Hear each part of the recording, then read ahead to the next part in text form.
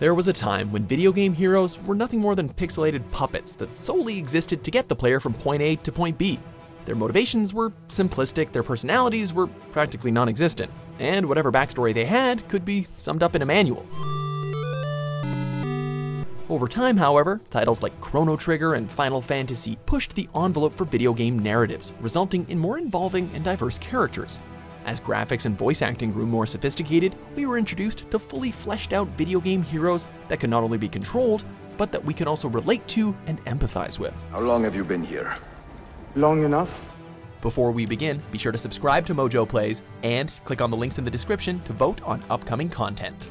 While there are still plenty of straightforward heroes like Mario, characters like Clementine from The Walking Dead and Joel from The Last of Us have helped set a new gold standard.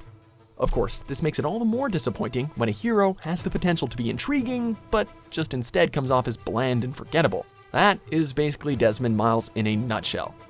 The Assassin's Creed series has been an enormous success for Ubisoft, and one of gaming's premier franchises since it debuted in 2007. But each installment is not without its drawbacks. The weakest part of the first 5 main games in the series would have to be the framing device, the overarching narrative where our boy Desi takes center stage. I don't even know you people. Why are you doing this to me? Why is the frame story such a drag? Well, for starters, it takes place in a dull modern-day setting that's not nearly as visually interesting as the breathtaking sights that the Animus has to offer. The tasks Desmond is given are almost always monotonous, playing out like glorified tutorials that never really develop into anything interesting. Every time we cut back to the frame story, it's about as fascinating as watching a loading screen. That being said, we'd at least stomach this portion of the game if our protagonist kept us engaged, which is sadly not the case with Mr. Miles. This boy had no ambition, no direction, no plans for the future. Desmond's biggest problem is that he doesn't have much of a defined character. Sure, he's technically the quote-unquote good guy, but that doesn't automatically make him relatable.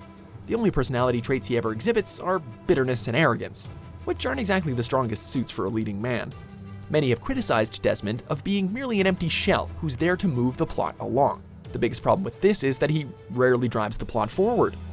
Things happen to Desmond, but not because of Desmond. He's a reactive protagonist as opposed to a proactive one, which makes him seem kind of passive and unimportant in the eyes of the player.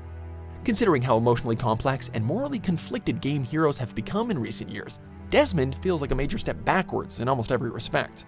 This character's disadvantages are only amplified when you stack him up against his ancestors. You know, the characters you actually want to play as. Although Altair wasn't without his flaws, he was cool, he was classy, and he had plenty of badass moments. But for most players, the series truly took off in Assassin's Creed 2 with the introduction of Ezio Auditore di Firenze. Charismatic, humorous, and deeply devoted to his loved ones, Ezio immediately emerged as a hero we wanted to follow. He proved so popular that his story continued in Brotherhood and Revelations, making his trilogy of games a series highlight.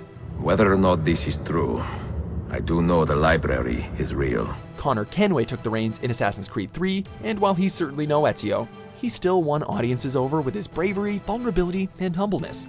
Desmond appears in all 5 of these games, yet somehow he walks away with the least development, ceasing to ever really leave an impression. Enough!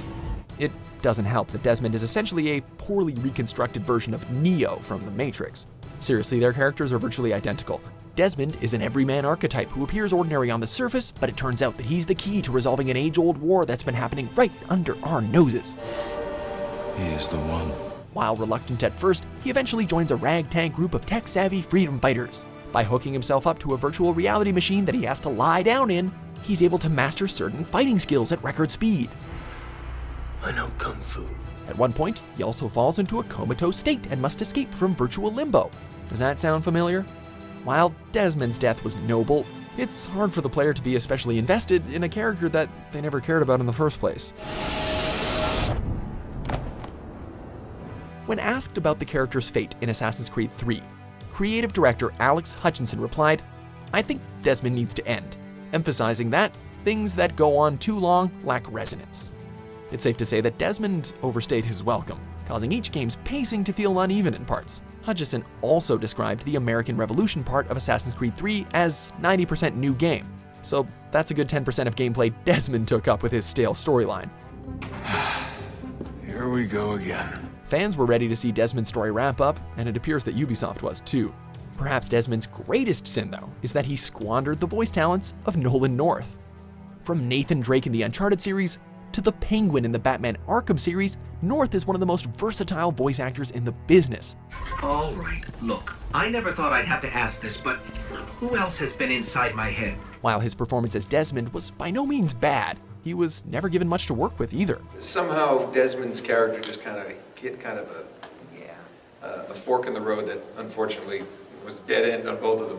He had nowhere to go. North has acknowledged that as the games went on, quote, Desmond got a little boring, not to mention whiny. So, even the voice behind Desi thinks that Altair, Ezio, and Connor were vastly more interesting, and by extension, superior characters. Desmond had pretty much been on life support from the beginning, and it was a relief when Ubisoft finally pulled the plug, making leeway for more interesting heroes to fill in his shoes. Who is Desmond? I don't understand. Please wait. I have so many questions. As forgettable as Desmond might be, we'll give him this. He technically gave us a lot of fun memories over the years. Unfortunately, all of those memories technically also belonged to his far more interesting ancestors. Thanks for watching Mojo Plays. Be sure to subscribe and click on the link in the description below to check out our suggestion page and vote on what content you'd like to see us cover next.